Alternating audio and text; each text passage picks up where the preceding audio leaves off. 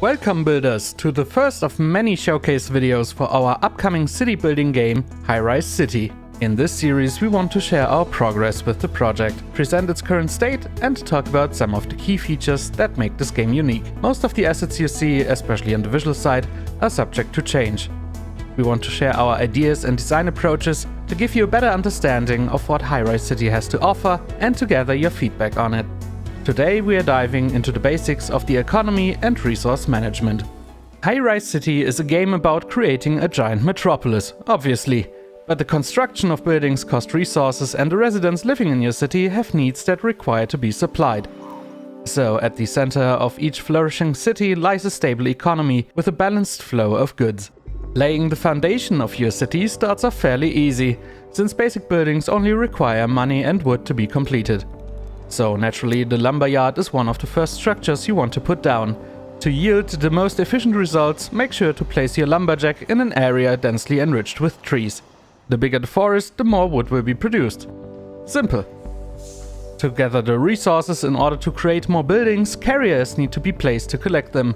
Whenever a batch is ready, a truck from the next depot will come to collect it. But hey, no one likes waiting. Feel free to request a manual pickup anytime you feel like it.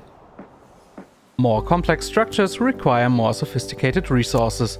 In order to create buildings for Tier 2 residents, bricks need to be burned out of clay. But clay can only be extracted from a deposit in the ground, so when planning your city, be sure to check for deposits and avoid burying them in skyscrapers.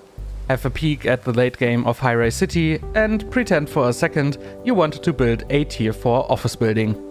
As shown earlier, money and bricks lay the foundation of the structure, but the wood is exchanged for steel beams. And on top of that, you'd need some glass to build those shiny window facades. Let's take a look at the production chains for those materials. At the core of both is coal, which could either be mined at a deposit or created by burning wood.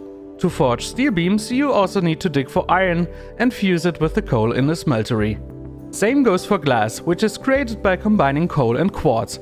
Fun fact, there's neither a fixed limit to the number of buildings that can be placed, nor for people and vehicles accumulating in your city. The full version of Highrise City will feature 7 different building materials, some more challenging to come by than others. But fear not, you don't need to create all the resources yourself. Trading will be part of the game and we'll touch on it in a later video. So accumulating money to buy the materials you need might also be a valid strategy. But hey, if that's not complex enough for you, all inhabitants of your city have needs that get more and more sophisticated the higher their tier gets. This will be the topic of our next feature showcase. Feel free to tell us in the comments below how you like our approach to the building materials and if you enjoyed what you saw. Highrise City is already up on Steam and it would help us out a lot if you'd add it to your wishlists. Thank you for your time, builders. See you in the next feature showcase.